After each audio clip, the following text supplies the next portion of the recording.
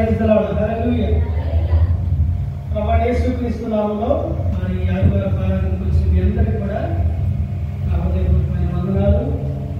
స్త్రీలైన వారికి, పురుషులైన వారికి, సంఘాన్ని నడిపిస్తున్న వారికి అందరికీ కూడా నా హృదయపూర్వకమైన వందనాలు తెలియపరుస్తూ ఉన్నాను. దేవుని వాక్యాన్ని చదువుకుందాం. యోబు గ్రంథం 1వ అధ్యాయం 5వ వచనం.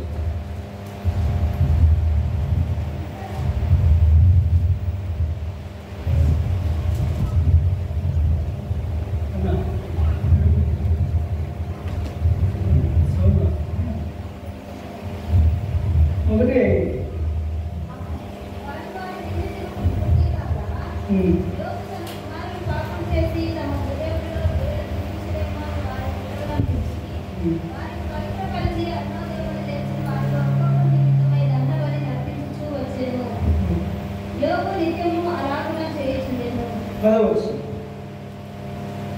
నీవు అతనికి అతని ఇంటి వారికి అతని కలిగిన సమస్యలకు చుట్టూ కంచెవేసి కదా, నీవు అతని చేతిపైకి దీవించినట్టు చేత అతని రాత్రి దేశంలో బహుగా విస్తరించి ఉన్నది. ప్రార్థన చేసుకుందాం.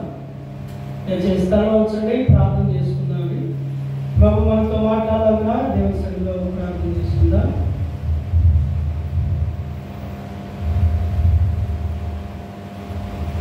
దయచేసి ప్రేమ నమ్మకైన మా తండ్రి, నీకు వందనాలు చెల్లిస్తున్నా. నమ్మకైన మా రక్షకుడా, దేవాది దినం నేను ఆరాధించడానికి, నేను స్తుతించడానికి, దేవాలయ సన్నిధిలో సమకూర్చబడటానికి దేవా మీరు మాకు అవకాశం ఇచ్చినందుకే వందనాలు. అయ్యా ఇదిగోని సన్నిధిలో చేరి ఉన్నాం. దేవా మీ కృప మా కోసం ప్రార్థన చేస్తున్నాం. మీరు కలిగించే గ్రహించగలిగిన మనసు మీరు మాకు అనుగ్రహించండి. ప్రభువా మీ పాదాల చెంత దేవా ఇదిగో మరి వరకు కూర్చొని నాకు జ్ఞాపకం చేసుకోండి.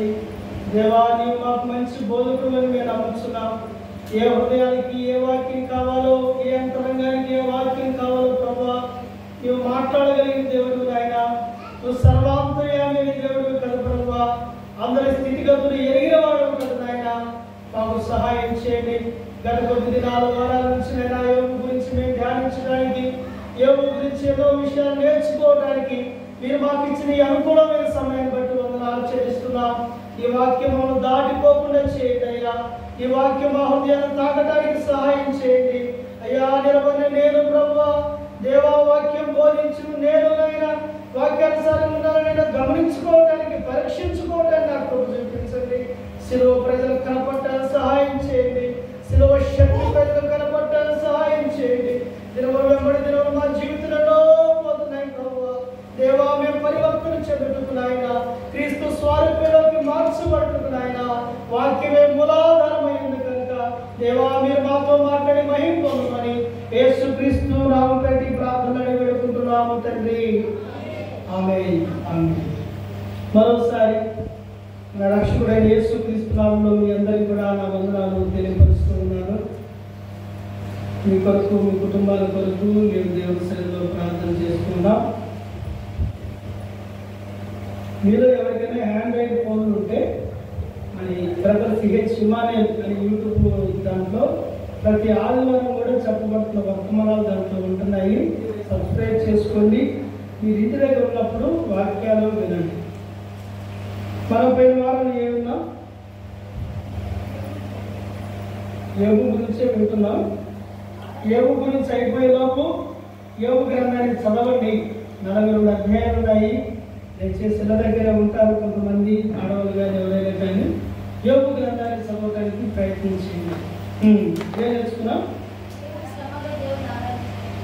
యోగు శ్రమలో దేవుని ఆరాధించాడు. ఇప్పటికి ఎన్ని విషయాలు నేర్చుకున్నా యోగు గురించి?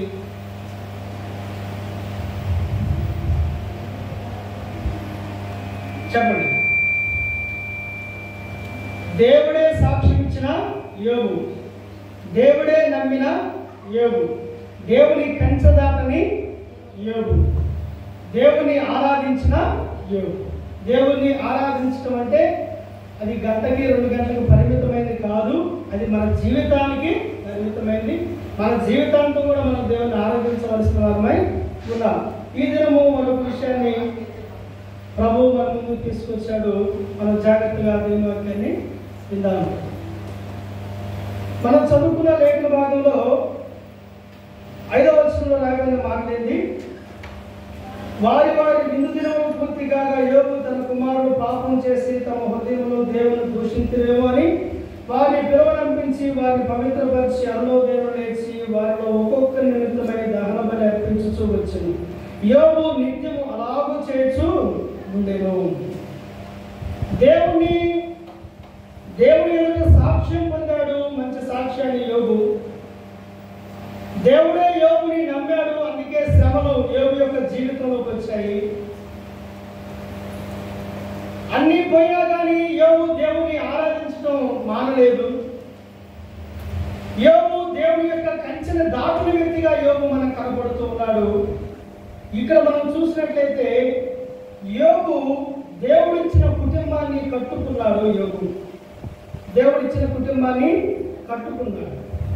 యోబు యొక్క జీవితం గురించి ఆలోచన చేస్తే యోబు ఊజు దేశమందు యోబు ఒక మనుషుడు, అతను యథార్థవంతుడు, న్యాయవంతుడు, దేవుని యందు భయభక్తులు కలిగి చెడుతనను విసర్జించేవాడు. యోబు తూర్పు దిక్కుల జనులందరిలో కూడా విస్తారమైన ఆస్తి గలవాడు యోబు. అవునా కదా? యోబు గొర్రెల విషయంలో విస్తారమైన గొర్రెలు, విస్తారమైన ఒంటెలు, విస్తారమైన పశువులు అన్ని కూడా విస్తారంగా కలిగి ఉన్నాడు. ధన సమృద్ధి తనకి చాలా ఉంది. అలాంటి పరిస్థితుల్లో కూడా యోబు తన కుటుంబాన్ని నిర్లక్ష్యం చేయాల, తన బిడ్డల్ని నిర్లక్ష్యం చేయాల. ఆస్తి ఉన్నా కానీ, అంతస్తులు ఉన్నా కానీ వారి నిమిత్తమై నిత్యము బలులు అర్పిస్తా ఉన్నాడు.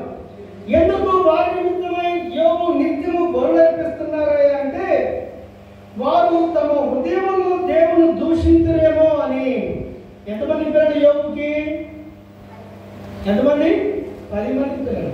ఈ 10 మంది పిల్లలు ఆయా సమయాల్లో వారు విందులు చేసుకుంటా ఉన్నారన్నమాట. అంటే వారి ఇంట్లోనే వారు భోజనాలు సిద్ధపరచుకొని వారితో పాటు వారి స్నేహితులతో పాటు విందు భోజనాలు చేస్తూ ఉన్నారు.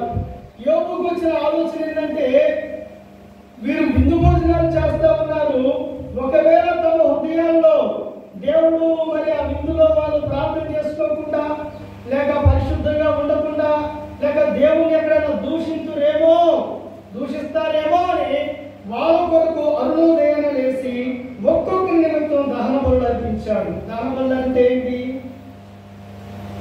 దహన బలులు అర్పించడం అంటే ఏంటి? పాపం చేస్తారేమో అని. ఒకవేళ పాపం చేస్తుంటే ఏం చేస్తాడు ఇప్పుడు యోబు? ఉదయాన్నే లేచి 10 మంది పిల్లలను తీసుకొచ్చి వాళ్ళని పరిశుద్ధపరిచి వారిలో ఒక్కొక్కరి నిమిత్తం ఒక్కొక్క గొర్రె పిల్లని బలివ్వాలి. ఎవరు? యోబు. ఒక్కొక్కరి నిమిత్తం గొర్రె పిల్లని బలివ్వాలి. ఆ గొర్రె పిల్లని తానే బలివ్వాలి, తానే దాన్ని కోసి బలిపీఠం మీద పెట్టవలసిన వాటిని పెట్టి దాన్ని కాల్చాలన్నమాట. ఇప్పుడు రోజుకి ఎన్ని గొర్రెలు కాల్చాలి? ఎన్ని గొర్రెలు దహన బలి ఇవ్వాలి యోబు? 10. అట్లా ఏం చేస్తున్నాడంటే నిత్యం అలాగే చేస్తున్నాడు. తమ పిల్లలు ఎక్కడైనా చెడిపోతారేమో, తమ పిల్లలు ఎక్కడైనా పాడైపోతారేమో, ఈ ఆస్తిని బట్టి, వారికి ఉన్న అందాన్ని బట్టి, వారికి ఉన్న పేరును బట్టి, వారికి ఉన్న సౌఖ్యాన్ని బట్టి వారు ఎక్కడ దేవుడు దూషిస్తారేమో. దూషించాలా? వాళ్ళు ఇంకా దూషించలా, వాళ్ళు ఇంకా చెడిపోలా, అపవిత్రత వాళ్ళలో లేనే లేదు. ఎందుకంటే దేవుడు సాక్ష్యం చెప్పాడు కదా, యోబు లాంటి వారు ఎవరు కూడా లేరంటే యోబు కుటుంబం ఉన్నట్టే కదా. అవునా కదా? నేను మంచోన్నయ్యా, నేను మంచోని, మంచి సేవ జరిగిస్తున్నానని చెప్పాడు, నా ఫ్యామిలీ మంచిదేనంటే కదా. ఆయన మంచోడే కానీ కుటుంబం బాగోదు అంటే అప్పుడు ఆలోచన చేయాలి. యోబు గురించి దేవుడు మంచి సాక్ష్యం చెప్పాడంటే ఫ్యామిలీ మంచిదే. కానీ ఫ్యామిలీ మంచిదైనా దేవుని యందు భయభక్తులు కలిగి జీవిస్తున్నా, దేవుని యందు యథార్థంగా జీవిస్తున్నా కానీ యోబు ప్రతి దినము కూడా ఎక్కడ దేవుని దూషిస్తారో, ఎక్కడ తమ హృదయాల్లో దేవుని విషయంలో అక్కసు కక్కుతారేమో అని యోబు చేసింది ఏంటంటే రోజుకి 10 పొట్టేలు వాళ్ళ ఇంట్లోనే తెగిపడేది. ఒక పొట్టేలు ఎంత ఉంటుంది ఇప్పుడు చెప్పండి? ఒక గొర్రె ఎంత ఉంటుంది? ఎంత తక్కువ వేసుకున్న 5,000 ఉంటుంది కదా. అంటే రోజుకి 8,000 ఖర్చు పెడుతున్నాడు దేవుడికి యోబు. 50,000 అన్నా కదా, అంతే కదా, 50,000 ఖర్చు పెట్టారు. అంటే తమ కొడుకులు ఏమైనా పాడైపోయారు, బిడ్డలు ఏమైనా పాడైపోయారా? లేదు. వాళ్ళు ఎక్కడ తప్పిపోతారే, వాళ్ళు ఎక్కడ దేవుడికి దూరం అయిపోతారేమో అని అలాగూ నిత్యం చేస్తూ వచ్చాడు యోబు. హల్లెలూయా. యోబు యొక్క జీవితంలో తన కుటుంబాన్ని ఎలా కట్టుకున్నాడో మనకు అర్థమవుతుంది. తన కుటుంబ విషయంలో ఎంత శ్రద్ధ కలిగి ఉన్నాడో అర్థమవుతుంది. తన బిడ్డల విషయంలో ఎంత శ్రద్ధ కలిగి ఉన్నాడో అర్థమవుతుంది. దేవుడు అంటాడు కదా సాతానుతోటి, నా సేవకుడైన యోబు గురించి నువ్వు ఆలోచించావా? అతను యథార్థవంతుడు, దేవుని యందు భయభక్తులు కలిగిన వాడు, చెడుతనాన్ని విసర్జించేవాడు అని సాతానుతో చెప్పినప్పుడు సాతాను ఏమన్నా అన్నాడా? ఎవరన్నాడా సాతాను? మనం మాట్లాడుకుంటున్నాయా? అర్థమైన అల్లే చెప్పండి. సాతానుతోటి దేవుడే డైరెక్ట్గా చెప్పాడు, అతని మంచివాడు లేడు, అతను యథార్థవంతుడు, నీతివంతుడు, దేవుని యందు భయభక్తులు కలిగిన వాడు, అతని గురించి నీకేమైనా తెలుసా అని ఎవరిని అడిగారైనా? సాతాను అడిగాడు. సాతాను దానికి ఏం చెప్పింది జవాబు? ఏం చెప్పింది?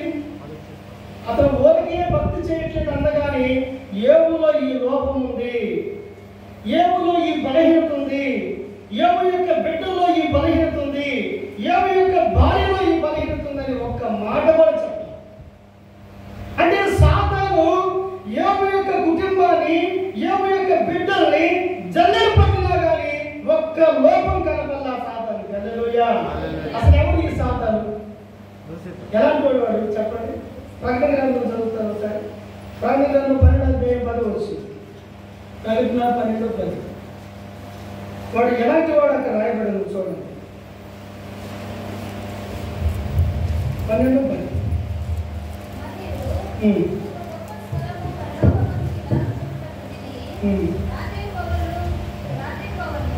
రాత్రి మగళ్ళు మన దేవుని యొక్క మన సహోదరుల మీద నేరము మోపువాడైన అపవాది పడద్రోయబడి ఉన్నాడు. ఎవరు ఈ సాతాను అంటే రాత్రి మగళ్ళు మన దేవుని యొక్క మన సహోదరుల మీద నేరం మోపువాడైన అపవాది. రాత్రి మగళ్ళు మనం పగలు 4 గంటలు నిద్రపోతాం, నైట్ 9 గంటలు నిద్రపోతాం. వీడికి నిద్ర లేదండి. ఎవరికి? వాడు రాత్రి పగలు వాడి పని ఏంటయ్యా అంటే దేవుడి బిడ్డల మీద నేరం మోపడమే వాడి పని. ఎవరి దగ్గర? దేవుడి దగ్గర. దేవుని ఎదుట రాత్రి పగలు మన సహోదరుల మీద నేరం మోపవాడే రాయబడింది. అంటే సాతాను యొక్క పని ఏంటయ్యా అంటే, సాతాను యొక్క పని, సాతాను యొక్క గురి ఏంటయ్యా అంటే, ఎవరైతే దేవుడి బిడ్డలు ఉన్నారో వారిలో ఉన్న బలహీనతల గురించి దేవుడికి కంప్లైంట్ ఇస్తున్నాడు. వీడు ఇమానుయేలు ప్రార్థన చేయడయ్యా, ఇమానుయేలు వాక్యం సరిగా చెప్పడయ్యా, ఇమానుయేలు వాక్యం చెప్పినట్లుగా జీవితం లేదయ్యా అని ఎవరు చెప్తున్నారు దేవుడికి? సాతాను. రాత్రి పగలు నిద్రాహారాలు మానేవారు దేవుడి బిడ్డల్లో ఏ బలహీనతలు ఉన్నాయి, ఏ లోపాలు ఉన్నాయి, ఎక్కడ వాడు పడిపోతున్నారు, ఎక్కడ వాడు తప్పిపోతున్నారని దేవుడికి కంప్లైంట్ ఇచ్చేవాడు. ఇలాంటి వాడు యోబు కుటుంబాన్ని జల్లెడ పడితే, యోబు కుటుంబాన్ని చూస్తే వాడికి ఏం కనపడలేదు. హల్లెలూయా, హల్లెలూయా. దేవుడు అంటాడు, ఎక్కడి నుంచి వచ్చాను అంటాడు యోబుతోటి, సాతానుతోటి. అనుచరించను అంటే భూమి మీద అటు ఇటు తిరుగుతున్నాడు అంటాడు. ఆ దాని నుంచి దానికి తిరుగుతూ ఉంటే యోబులో ఏ లోపం కనపడాల వాడికి? వాడు రాత్రి భాగంలో యోబు ఇంట్లో చేసుకుని కూర్చున్నా కానీ వాడు యోబులో కానీ యోబు కుటుంబంలో కానీ ఏ బలహీనత కనపడాల. చివరికి అంటాడు కదా సాతాను, నీవు అతనికి కలిగిన ఆస్తికి తన కుటుంబానికి కంచె వేశావు. హల్లెలూయా, హల్లెలూయా. నువ్వు కంచె వేసావు కాబట్టి నేనేం చేయలేకపోతున్నాను. వాడు ఎవరిని మింగుదామని గర్జించే సింహం వలె వాడు ఎదురు చూస్తూ ఉన్నాడు. గర్జించే సింహం వలె ఎదురు చూస్తున్నాడు. భూమి ఆకుల నుంచి ఈ కొరకు తిరుగుతూ ఉన్నాడు. రాత్రి భాగంలో దేవుడి బిడ్డల్ని నేరాలు మోపుతా ఉన్నాడు వాడు. అలాంటి వాడికి యోబు యొక్క కుటుంబం చిక్కలేదు. ఇది ఆశ్చర్యం కదా, అవునా కదా? సాతానికి ఇంత నెపాలు పంపేవాడికి, ఇంత కుతంత్రం కలిగిన వాడికి, ఇంత కుట్ర కలిగిన వాడికి ఒక్క బలహీనత దేవుడి దగ్గర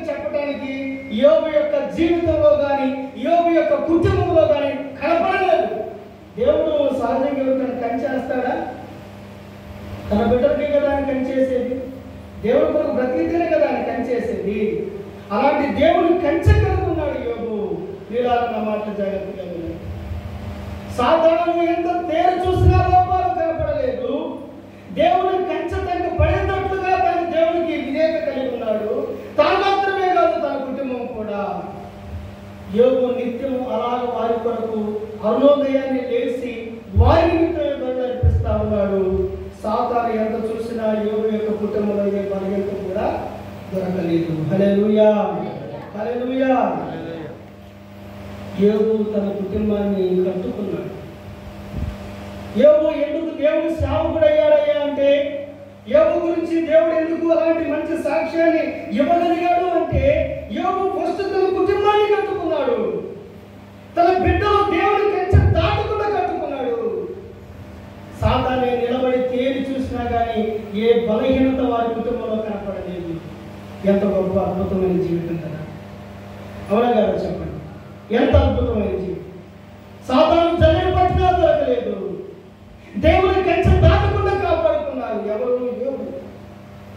ఆస్తి, విస్తారమైన ఆస్తి ఉంది యోబు దగ్గర. విస్తారమైన పనివారు ఉన్నారు యోబు దగ్గర. కాలు మట్టి కట్టకుండా పెంచాడు బిడ్డల్ని, కానీ వారి జీవితంలో ఏ లోపం లేకుండా పెంచాడు. అవునా? ఎంత గొప్ప విషయం. ఇది మనకి సవాలు ప్రియులారా. మన కుటుంబాలకు ఒక సవాలు ఇది. మన కుటుంబాలు ఎలా ఉన్నాయి, మన కుటుంబాన్ని మనం ఎలా కట్టుకుంటున్నాం ఆలోచించి. అలా చెప్తాను, సేవకు లేని కాలంలో, చర్చలు లేని కాలంలో, బలపరిచేవారు లేని కాలంలో కుటుంబాన్ని ఎంత చక్కగా కట్టుకున్నాడు యోబు. సాతాను ఎదిగినా కానీ లోపాలు కనపడలేదంట. ఒకవేళ సాతాను మన కుటుంబాన్ని ఎదిగితే కనపడతాయా? కనపడవచ్చు. అక్క రాధికకి ముందు చెప్తుంది, నా కుటుంబంలో కూడా చెప్తాను. కానీ ఎలా జీవించగలిగాడు యోబు? యోబు దేవుని సేవకుడు ఎలా అయ్యాడంటే, తన కుటుంబాన్ని కట్టుబాటులో యోబు సఫలుడయ్యాడు. తను ఏమి సేవ చేయలేదు, ఏ సువార్త చేయలేదు, కానీ యోబు తన కుటుంబం గురించి భారం కలిగి ఉన్నాడు. తన కుటుంబం గురించి వేదన కలిగి ఉన్నాడు. తన కుటుంబం గురించిన ఆలోచన, చింత యోబుకున్న కనుకే విస్తారమైన పనివారు, విస్తారమైన ధనము, విస్తారమైన ఆస్తి సమకూర్చుకున్నా కానీ వారిని దానికి అంతకుండా పెంచాడు. దేవుని స్తోత్రం. హల్లెలూయా, హల్లెలూయా. మనం ఎలా పెంచుతున్నాం మన కుటుంబాన్ని, మన పిల్లల్ని, మన కుటుంబాన్ని మనం ఎలా కట్టుకుంటున్నాం ఆలోచించి. సాతానే మన కుటుంబాన్ని జల్లెడ పడితే ఎంతమంది ఉండగలరు దేవునిలో? సాతానే మన నేర రూపం మోపుతుంటే ఆ నేరాలు నిజమయ్యేవిగా ఉంటున్నాయి. ఆలోచించేయండి. తన బిడ్డల్ని, తన కుటుంబాన్ని, తన భార్యని మంచిగా కట్టుకోగలిగాడు కనుక దేవుడే తన వంటి వారి భూమి మీద లేడని చెప్పాడు. ఒక మాట చదువుతారా? లోకాసు వార్త 16:27 వచ్చిన చదవండి. 16:27.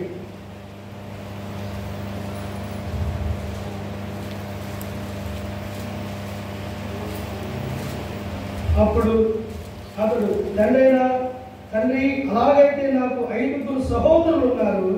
వారి వేదనకరమైన స్థలముకు రాకుండా వారికి సాక్ష్యం ఇచ్చుటకై నా తండ్రి ఇంటికి వారిని పంపవల్లని నేను వేడుకొనుచున్నాను అంటూ ఉన్నాడు.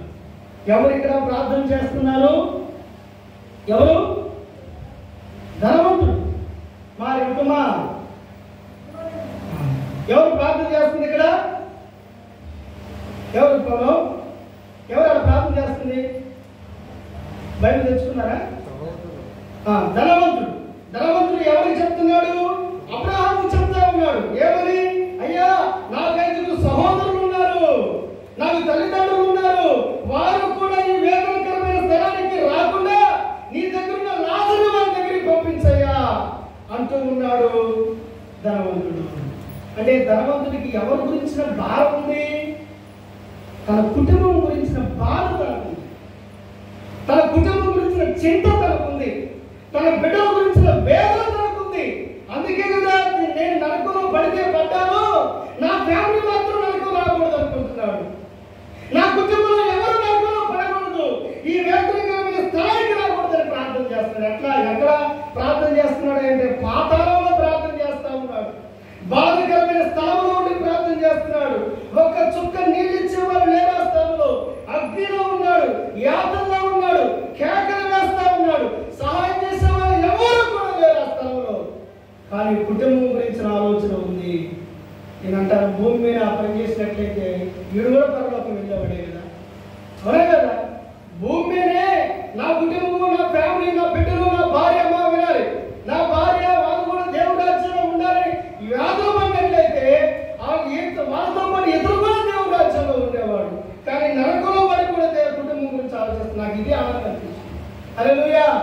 నేను పట్టణానికి నా వాళ్ళు కూడా రావాలి. వాళ్ళంటే నాకు సువార్త చెప్పలేదు కదా, వాళ్ళంటే నాకు మందిరానికి తీసుకెళ్ళలేదు కదా, వాళ్ళకి నాకు తగాదాలు ఉన్నాయి కదా, ఎందుకు లేకపోలేదు. కానీ కుటుంబం గురించి ఆలోచన చేస్తున్నాడు. ప్రియమైన దేవుని బిడ్డలారా, జాగ్రత్తగా వినండి. దేవుడు మనల్ని మెచ్చుకోవాలంటే, దేవుడు మన సాక్ష్యం ఇవ్వాలంటే నీ కుటుంబాన్ని నువ్వు కట్టుకునే వ్యక్తిగా నువ్వు ఉండాలి. నీ కుటుంబాన్ని నువ్వు కట్టుకునే వ్యక్తిగా ఉండాలి. నీ బిడ్డలను నువ్వు కట్టుకునే వ్యక్తిగా ఉండాలని దేవుడు వాక్యం సెలవిస్తాం.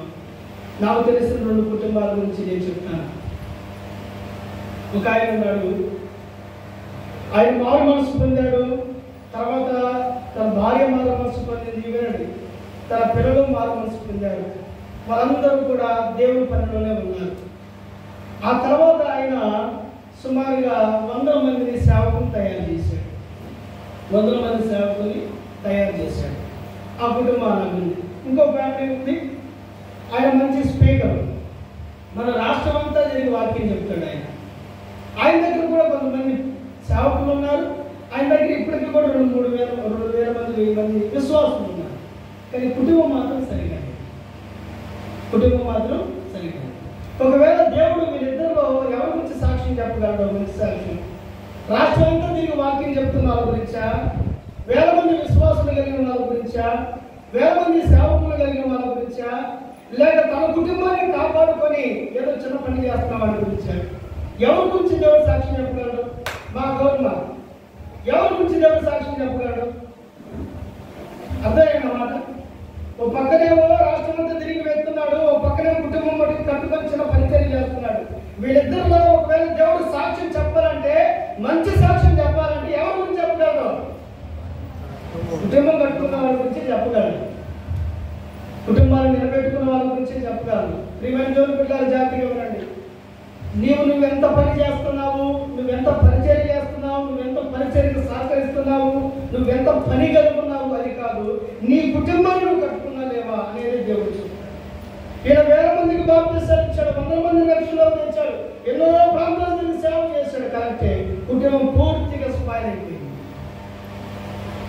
కొడుకు ఒక రకంగా వెళ్ళిపోయాడు, కూతురు ఒక రకం అయిపోయింది, బిడ్డ ఒక రకం అయిపోయాడు. దేవుడు ఎవరి గురించి సాక్ష్యం ఇవ్వగలరు? ఇంకో మాట చెప్పమంటారా? ఒకవేళ దేవుడే నీ దగ్గరికి వచ్చి నువ్వు ఎవరికి ప్రాముఖ్యత ఇస్తావు అని అడిగాడు అనుకో, ఫస్ట్ దేవుడు మా వినండి జాగ్రత్త. ఫస్ట్ దేవుడు, తర్వాత సంఘము, తర్వాత సేవకుడు, తర్వాత కుటుంబం. ఈ 4 దేనికి ప్రాముఖ్యత ఇస్తావని దేవుడు అడిగితే దేనికి ఇస్తావు? దేవుడికి ఇస్తావా, సంఘానికి ఇస్తావా, సేవకుడికి ఇస్తావా, కుటుంబానికి ఇస్తావా? ఫస్ట్ ప్లేస్ దేనికి ఇస్తావు? చెప్పు చేసి ఎవరికి ఇస్తావు? దేవుడు. సెకండ్ కుటుంబానికేనా, సంఘానికి కాదుగా? రత్నమా చెప్పమ్మా. సంఘం. సెకండ్ ఎవరు? సంఘమా, విశ్వాసులా, కుటుంబమా? వినండి జాగ్రత్తగా. ఫస్ట్ దేవుడు, తర్వాత కుటుంబం, ఆ తర్వాతే సంఘం. హల్లెలూయా. ఆ తర్వాతే సంఘము, ఆ తర్వాతే పరిచర్య, ఆ తర్వాతే సేవకుడు. మన కుటుంబంలో మనకి సరైన సాక్ష్యం లేకపోతే, మన కుటుంబంలోనే ఆత్మీయ జీవితం లేకపోతే, మన కుటుంబాన్ని మనమే కట్టుకోలేని వాళ్ళం అయితే మనం చెప్పే మాటలు ఎవరు వింటారు? అవునా కదా? మనం చెప్పే మాటలు ఎవరు వినలేరు. ఒకవేళ మనం చెప్పే మాటలు విన్నా, మనం వెళ్ళిన తర్వాత చెప్పుకోవాల్సినవన్నీ కూడా చెప్పుకుంటారు. అయ్యా వాళ్ళ ఫ్యామిలీ సరిగా లేదు, పాస్టర్ గారి పిల్లోడే సరిగా ఉన్నాడు, విశ్వాసి కూతురే సరిగా ఉన్నాడు, కొడుకే సరిగా ఉన్నాడు, మాకు చెప్తే మేము వింటామా అంటారు. కనుక ఇప్పుడు దేవుడి బిడ్డలా, దేవుడికి ప్రథమ స్థానం ఇవ్వండి, మీ కుటుంబానికి 2వ స్థానం ఇవ్వండి. చాలా మంది పరిచయంలో పాడైపోవటానికి కారణం ఇదే. సేవ సేవ సేవ సేవ అని నాలంటోడు మీ మీద పడి కుటుంబాన్ని విడిచిపెట్టారు. చాలా మంది విశ్వాసులు కూడా, చాలా మంది కుటుంబాలు కూడా దేవుడు సేవ లేకపోతే కుటుంబం విశ్వాస సంఘం అనుకునే కుటుంబాలను నిర్లక్ష్యం చేసుకుంటున్నారు. ప్రియమైన దేవుని బిడ్డారా, మన కుటుంబం దేవుడు ఎంత కట్టగలమో బయట అంత పని మనం చేయగలం. అటువంటి నా మాటలు, నీ కుటుంబాన్ని నువ్వు ఎంత కట్టుకోగలవో, నీ కుటుంబంలో నీకు ఎలాంటి సాక్ష్యం ఉంటుందో, యోబు నిత్యం వారి గురించి అలాంటి శ్రద్ధని తీసుకున్నాడు. హల్లెలూయా, గట్టిగా చెప్తాం హల్లెలూయా. అంటే యోబు వారికి సమయం ఇచ్చాడు, వాళ్ళ పిల్లలకి సమయం ఇచ్చాడు, వాళ్ళ భార్యకి సమయం ఇచ్చాడు, వాళ్ళ పిల్లలు ఎలా జీవిస్తున్నారో గమనించాడు యోబు. వాళ్ళు ప్రతిరోజు విందులకు వెళ్తా ఉంటే సరే విందు చేసుకుంటున్నారు, వాళ్ళ సవాళ్ళు వేస్తున్నారు, ఎట్లా ఉంటున్నారులే అని యోబు అనుకోలేదు. వాళ్ళ గురించి ఆలోచిస్తున్నాడు యోబు. వారు ఎలా విందు చేస్తున్నారు, వారు ఎలాంటి జీవితాన్ని కలిగి ఉన్నారు ఆలోచిస్తున్నాడు. వారితో కలిసి ప్రార్థన చేస్తున్నాడు. వారు ఎక్కడికి వెళ్ళి వస్తున్నారని ఆలోచన చేస్తున్నారు. వారి ఫోన్లు ఏమని ఆలోచన చేస్తున్నారు. వారి తలపులు ఎలా ఉని ఆలోచన చేస్తూ ఉన్నారు. అందుకనే వాళ్ళకి దగ్గరగా ఉన్నాడు కాబట్టి వాళ్ళని పరిశుద్ధపరిచి దేవుని దగ్గరికి తీసుకొని వచ్చారు. దేవుని స్తోత్రం. వాళ్ళకి 10 మంది చచ్చిపోయారు. 10 మంది చచ్చిపోయి ఎక్కడ ఉన్నారు? వాళ్ళు ఎక్కడున్నారు? దేవుని సన్నిధిలో ఉన్నారు. ప్రియమైన దేవుని బిడ్డారా, నీ కుటుంబంతో నువ్వు సమయం గడపాలి. నీ ఫ్యామిలీలో ఉన్న వారి గురించిన ఆలోచన నీకు ఉండాలి. భార్య ఎటుపోతుంది, భర్త ఎటుపోతున్నాడు, పిల్లలు ఏమైపోతున్నారు, కుటుంబంలో ప్రార్థన జరుగుతుందా, కుటుంబంలో ఆరాధన జరుగుతుందా, వాక్యం ధ్యానించే వాళ్ళు ఉన్నారా, వాక్యానుసారం బ్రతుకుతున్న వారు ఉన్నారా అని మనం మన కుటుంబాల గురించి ఆలోచించుకోకపోతే దేవుడు రేపొద్దున మన గురించి సరైన సాక్ష్యాన్ని ఇవ్వలేదు. కుటుంబాలు పాడు చేసుకున్న వాళ్ళ గురించి ఒక మాట చెప్తాను చూడండి. సమూయేలు గ్రంథం 7వ అధ్యాయం, మొదటి సమూయేలు గ్రంథం 7వ అధ్యాయం 3వ వచనం.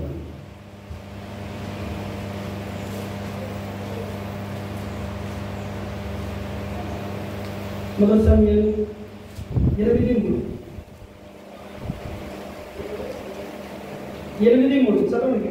మీరు బేర్షెబాలో న్యాయాధిపతులుగా ఉండింది. అతని కుమారులు అతని ప్రవర్తనను అనుసరింపగా ధనాపేక్షకులై లంచములు పుచ్చుకొని న్యాయమును త్రిప్పివేయగా ఇశ్రాయేలీయుల పెద్దలందరూ కూడి రామాలో సమూయేలు వద్దకు వచ్చి, చింతగించుకో, నీ వృద్ధుడవు, నీ కుమారులు నీ ప్రవర్తన వంటి ప్రవర్తన గలవారు కారు కనుక సకల జనుల మర్యాద చొప్పున మాకు ఒక రాజు. సమూయేలు ఇక్కడ మనకు కనపడుతున్నాడు. సమూయేలు దగ్గరికి ఇశ్రాయేలు ప్రజలందరూ కూడి వచ్చారన్నమాట. సమూయేలు దగ్గరికి ఇశ్రాయేలు ప్రజలందరూ కూడి వచ్చారు. ఎందుకు కూడి వచ్చారు అంటే సమూయేలు కుమారులు, సమూయేలు తర్వాత సమూయేలు కుమారులు న్యాయాధిపతులుగా ఉన్నారు. వినండి జాగ్రత్తగా. సమూయేలు కుమారులు న్యాయాధిపతులుగా ఉంటే సమూయేలు యొక్క కుమారుల యొక్క న్యాయాన్ని ఇశ్రాయేలు ప్రజలు వారలేకపోయారన్నమాట. వారలేకపోయి సమూయేలు దగ్గరికి వచ్చి అన్నారు, నీ ప్రవర్తన వంటి ప్రవర్తన నీ బిడ్డలకి లేదు. నీది మంచి ప్రవర్తనే కాదు, నీ బిడ్డలకు మాత్రం మంచి ప్రవర్తన లేదు. వారు ధనాపేక్షులయ్యారు, వారు లంచాన్ని పుచ్చుకునేవారు అయ్యారు, వారు న్యాయాన్ని తిప్పివేసే వాళ్ళు అయ్యారు. కాబట్టి మాకు రాజు కావాలని అడిగారు. ఇశ్రాయేలుకి రాజు కావాలనే ఆలోచన లేదు అసలుకి. ఈ ఆలోచన పుట్టించింది ఎవరు? సమూయేలు కుమారులే. వినండి, సమూయేలు కుమారులే. అంటే ఇశ్రాయేలు ప్రజలు సమూయేలుతో డైరెక్ట్ గా చెప్పేశారు, అయ్యా నువ్వు మంచి న్యాయాధిపతిగా చేశావు, మంచి ప్రవక్తగా చేశావు, మంచి యాజకుడిగా చేశావు, బాగానే ఉంది. కానీ నీ బిడ్డలు మాత్రం నీ ప్రవక్తల వంటి వారు లేరు. వారు లంచాలు పుచ్చుకుంటున్నారు, వారు ధనాపేక్షులయ్యారు, వారు పాడైపోయారు. మాకు రాజు కావాలి. ఇప్పుడు సమూయేలులో ఏ లోపల కనపడతారా మనకి? చెప్పండి. సమూయేలులో ఏ బలహీనత లేదు. సమూయేలు మంచి ప్రార్థనాపరుడు, మంచి భక్తి కలిగినోడు సమూయేలు. కానీ సమూయేలు పిల్లలు ఏమైపోయారు? పాడైపోయారు. సమూయేలు కుటుంబం ఏమైపోయింది? పాడైపోయింది. సమూయేలు ప్రవక్తే, సమూయేలు యాజకుడే, సమూయేలు పరిశుద్ధుడే, సమూయేలు ప్రార్థనాపరుడే. కానీ కుటుంబం మాత్రం చిన్నపిల్లమైపోయింది. దేవుడు కుటుంబం జోక్యం చేసుకున్నాడు. ఆ తర్వాత ప్రియమైన దేవుని పిల్లల, మన కుటుంబాల గురించిన చింత మనకు ఉండాలి. బిడ్డలు పాడైపోయారు. ఇశ్రాయేలు మాకు రాజు కావాలని అడిగారు. ఆ తర్వాతే రాజు వాళ్ళకు వచ్చారు. రాజు రావడానికి కారకులు వీళ్ళయ్యారు, న్యాయం తప్పిపోయిన కారకులు వీళ్ళయ్యారు, ధనాపేక్ష కారకులు వీళ్ళైపోయారు. నీవు నేను భక్తిగా ఉండొచ్చు,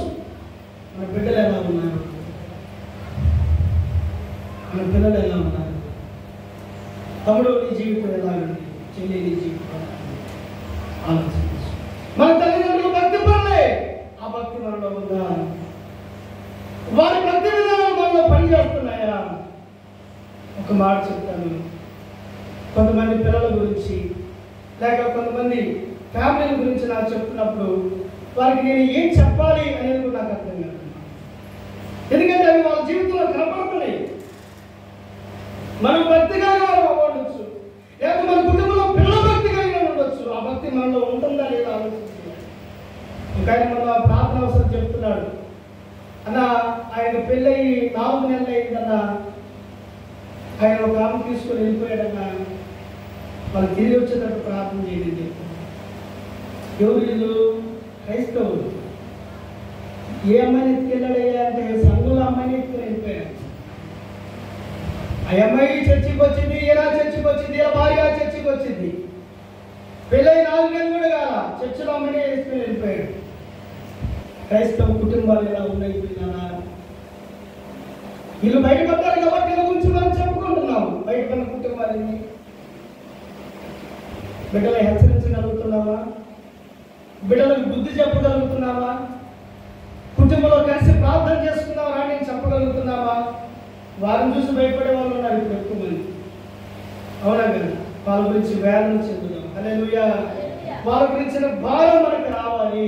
సమయాన్ని మంచివాడయ్యాడు, కుటుంబం పాడైపోయింది, కుటుంబం చిన్నపిల్లలు అయిపోయింది.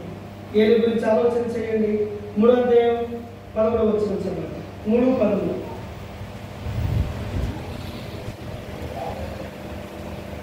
మొదటి సమయాల గ్రంథం 3:11. తన కుమారులు తమను తాము శాపగ్రస్తులుగా వేసుకొనుచున్నారని తాను ఎరిగియు వారిని అడ్డగించలేదు కనుక అతని ఇంటికి నిత్యమైన శిక్ష విధించునని నేను అతనికి తెలియజేయుచున్నాను. ఇక్కడ ఏలి కుమారులు కనపడుతున్నారు. ఏలికి 98 సంవత్సరాలు. ఏలి ఒక యాజకుడు. ఏలి 98 సంవత్సరాలు యాజకత్వాన్ని చేస్తూనే వచ్చాడు. కానీ ఏలి కుమారుల గురించి దేవుడు చెప్పిన మాట ఏంది? తన కుమారులు తమ్ముడు శాపగ్రస్తులు చేసుకొని తాను ఎరిగి వారిని అడ్డగించలేదు. వినండి జాగ్రత్తగా. ఏలి ఇంటి వారి దోషం బలి చేతనేను, నైవేద్యం చేతనేను, ప్రాయశ్చిత్తం చేయబడదు. నాకంటే వాళ్ళ కుమారునే గొప్ప చేశాడు అని దేవుడు చెప్పాడు. ఏలితోటి దేవుడు డైరెక్ట్ గా చెప్పాడు, నీవు నీ కుమారుడు తప్పు చేస్తున్నా కానీ, నీ బిడ్డలు చనిపోతున్నా కానీ, నీ బిడ్డలు యాజకత్వంలో పొరపాట్లు చేస్తున్నా కానీ నువ్వు వాళ్ళని అడ్డగించలేకపోయావు. నాకంటే నీ కుమారుడే నీకు ఎక్కువైపోయారు. వారి పాపం గురించి నువ్వు బరుడు అర్పించినా కానీ నేను అంగీకరించనున్నాను. ఏమన్నాడు దేవుడు? వారి పాపం గురించి నువ్వు నాకు బరుడు అర్పించినా నేను అంగీకరించను. అంటే ఏంటి? పాత నిబంధన కాలంలో ఎవరు తప్పులు చేసినా, ఎవరు పాపం చేసినా బలి అర్పిస్తే పోయిందని. అందుకే కదా యోగు నిత్యం అలా చేస్తుంది. కానీ దేవుడు ఏమంటున్నాడు? ఏలి, నీ కుమారుడు యొక్క పాపం గురించి నువ్వు నాకు బలిచ్చినా కానీ, ఎన్ని గొర్రెలు బలిచ్చినా కానీ నేను మాత్రం వాళ్ళు వదిలిపెట్టిన జాగ్రత్త అన్నాడు. షీలో మందిరంలో గొప్ప యాజకుడుగా ఉన్నాడు. 98 సంవత్సరాల వయసు వచ్చేసింది కానీ తన బిడ్డల విషయంలో పూర్తిగా అడ్డగించలేకపోయారు. వాళ్ళు అదుపు చేయలేకపోయారు, వాళ్ళని కంట్రోల్ చేయలేకపోయారు. తనకంటే కూడా, దేవుడి కంటే కూడా తన కుమారుని హెచ్చించాడు. చివరికి వాళ్ళు పాడైపోయారు. ఎవరైనా వాళ్ళంటే వాళ్ళు మిక్కిలి దుర్మార్గులని రాయబడింది బైబిల్లో. మిక్కిలి దుర్మార్గులు కలిగిన వాళ్ళు, దేవుడి సొమ్ము తిన్న వాళ్ళు, దేవుడి మందిరానికి వస్తున్న వారితో పాపం చేసిన వాళ్ళు, దేవుడే వాళ్ళని చంపాలనుకున్నారు. వారి ద్వారా మందిరం పోయింది, వారి ద్వారా మందిరం పాడైపోయింది. వారి ద్వారా సుమారుగా 30,000 మంది చనిపోయారు. ఇలాంటి వారిని ఏం చేశాడంట ఏలి? ఏం చేశాడు? దేవుడి కంటే కూడా హెచ్చించాడంట. వారిని దేవుడి కంటే వాళ్ళు దుర్మార్గుల్ని పాపం చేస్తున్న వాడిని, కామవికారంతో నింపుకున్న వాడిని, మందిరాన్ని పాడు చేస్తున్న వాడిని, మందిర సభను పాడు చేస్తున్న వాడిని దేవుడి కంటే ఎక్కువగా హెచ్చించాడు. తెలిసి కూడా అడ్డగించలేదు. ప్రియమైన దేవుని బిడ్డలారా, మనం వెనకేసుకొస్తున్నామేమో ఆలోచించేద్దాం. మన పిల్లల బలహీనతలు మనకు తెలిసినా, మన కుటుంబ బలహీనతలు మనకు తెలిసినా, మన భార్య బలహీనతలు మనకు తెలిసినా, భర్త బలహీనతలు కప్పిపుచ్చుకుంటా వాటి విషయంలో అడ్డగించలేకపోతున్నట్లయితే రేపొద్దున దేవుని ఎదుట నీకు మంచి సాక్ష్యం ఉండదు. ఒకవేళ ఆ స్థితిలో నీ వెళ్తున్నట్లయితే ఏలి కుమారులాగా మన కుటుంబం తయారైపోతుంది. సమయం కుమారులాగా, సమయం కుటుంబంలాగా మన కుటుంబం పాడైపోతుంది.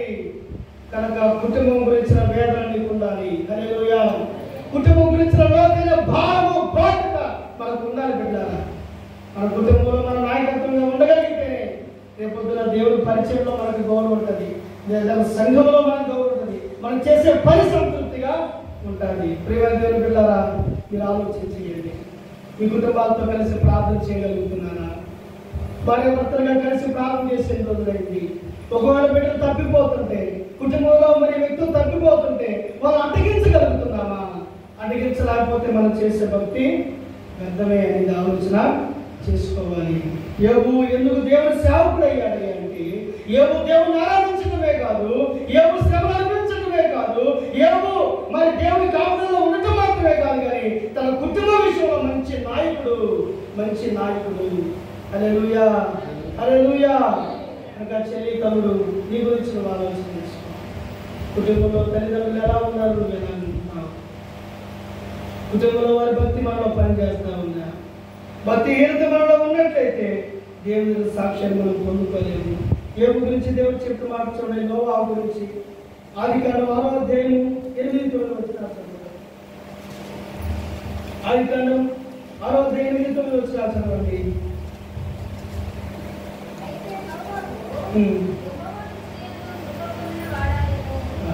నోవాహు యెహోవా దృష్టి ఎదుట కృప పొందిన వాడాయను. నోవాహు మాత్రమే కాదు, నోవాహు కుటుంబము దేవుని దృష్టి ఎదుట కృప పొందిందాయను. నోవాహు కుటుంబము నీతిమంతులయ్యారని రాయబడింది. నోవాహు కుటుంబం తరములో నిందారహితులుగా బ్రతికారు. నోవాహు కుటుంబం దేవుడితో నడిచింది. నోవాహు కుటుంబము నిందారహితులై ఉండుట దేవుడు చూశాడంట. ఎవరు చూశారు? దేవుడు చూశాడు. దేవుడు చూశాడు. ఆ ఇంటిని, ఆ ఇంట్లో వాళ్ళందరూ కూడా వాడలోకి తీసుకెళ్ళాడు. ఆ తరములో నిందారహితులుగా ఉన్నారు, కృప పొందుకున్నారు, దేవుడితో నడిచారు, నీతిమంతులయ్యారు. దేవుడే వారిని వాడలోకి తీసుకొని వెళ్ళిపోయారు. ఎలాంటి కాలం అది చెప్పండి? నోవాహు ఉన్న కాలం ఎలాంటి కాలం అది? నరుల చరిత్రము గొప్పదైందంట. ఆ కాలంలో నరుల చరిత్రము గొప్పదైంది. వాళ్ళ హృదయం తలంపులు చెడిపోయినవి. భూలోకం బలత్కారంతో నింపబడిపోయింది. సమస్త శరీరులు తమ మార్గాన్ని చెడిపి వేసుకున్నారు. నరులు చేసినందుకు దేవుడు దుఃఖపడ్డాడు. ఇలాంటి కాలంలో మంచి భక్తిని చేశారు. హల్లెలూయా. ఎవరు చేసింది? నోవాహు కుటుంబం. దేవుని బిడ్డలారా, జాగ్రత్తగా వినండి. నోవాహు తన కుటుంబాన్ని ఎలా కాపాడుకున్నాడో కదా. నీతిని, నిజాయితీని ఆ తరంలో నీతిమంతులుగా ఎవరు కూడా లేదని వాక్యం సెలవిస్తుంది. ఎలాంటి కాలమైనా ఆ కాలం అంటే నరుల చరిత్ర గొప్పదైపోయిందంట. అంత పాడైపోయారు వాళ్ళు, అంత చెడిపోయారు. చెడిపోయిన కాలంలో కూడా తన కుటుంబాన్ని చక్కగా కట్టుకున్నాడు, తన ఫ్యామిలీని చక్కగా నిలబెట్టుకోగలిగాడు. అందుకే వాడలో నోవాహు కుటుంబం తప్ప ఎవరు కూడా ప్రవేశించలేదు. ఎవరు కూడా అడుగు పెట్టడానికి వీలు లేకుండా పోయింది. ఈరోజు నీ కుటుంబం ఎలా ఉంది? నా కుటుంబం ఎలా ఉంది? నా కుటుంబంలో వ్యక్తులు ఎలా ఉన్నారు? నా కుటుంబంలో బిడ్డలు ఎలా ఉన్నారు? మనం పరీక్షించుకుందాం. యోబు యొక్క కుటుంబము మంచి సేవకుడి యొక్క సేవాతత్వం కలిగిన కుటుంబముగా ఉంది. అందుకే యోబు గురించి దేవుడు మంచి సాక్ష్యాన్ని ఇవ్వగలిగాడు. దయచేసి ప్రార్థన చేసుకుందాం. మోకరించండి, ప్రార్థన చేసుకుందాం. మోకరించండి, ప్రార్థన చేసుకుందాం. కొద్ది నిమిషాలు ప్రార్థన.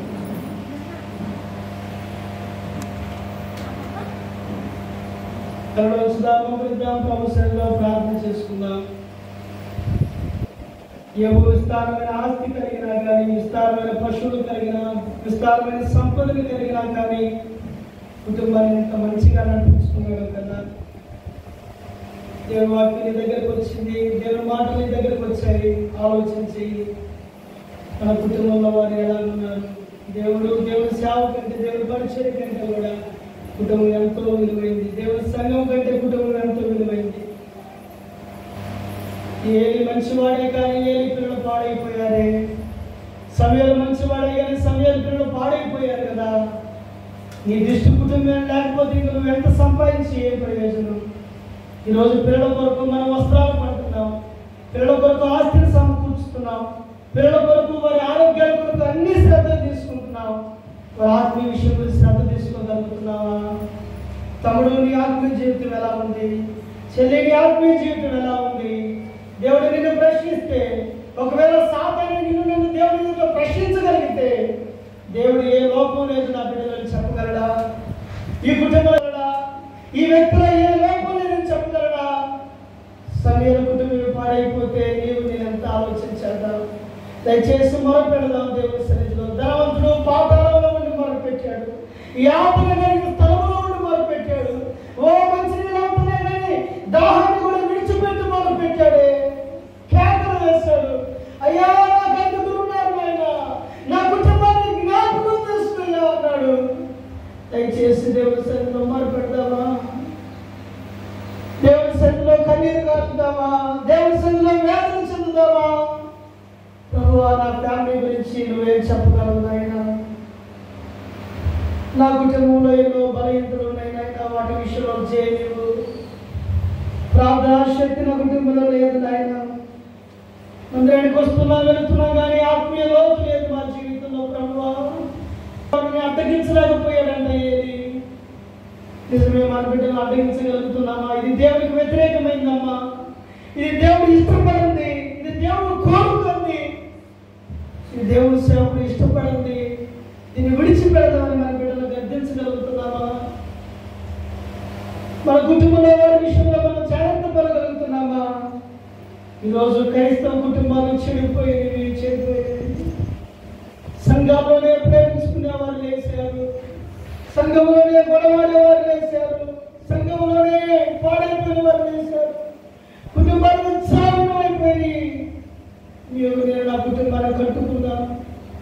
అయ్యో, నీతిమంతులని ఏమో, నీతిమంతుని నోవాహు ఎవరు లేని కాలంలోనే ఎంత మంచిగా కట్టుకోగలిగారు వాళ్ళ కుటుంబాన్ని, వారి బిడ్డల్ని, వారి జీవితాలని.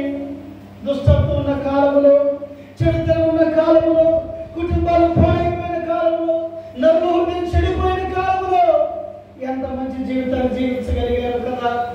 దయచేసి ప్రార్థన చేసుకోండి. ప్రభువా, నా బిడ్డలు నా వల్ల నాయన ఎక్కడా కూడా అవమానకరంగా జీవించకూడదు.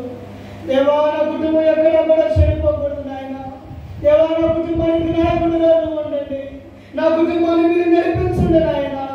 దేవా, నా కుటుంబం బలహీనతలు ఉన్నప్పుడు నేను గట్టించడానికి నాకు సాయం చేయ, నేను దిద్దుబాటు చేసేవాడిగా ఉంటాను సాయం చేయ. నన్ను యోగులాగా మార్చు ప్రభువా, నన్ను నోవాహులాగా మార్చు ప్రభువా. ఏది మరి నేను ఉంటున్నామో ప్రభువా, ఎవరికి ఏం చెప్పలేని వాడైపోతున్నానేమో నాయన.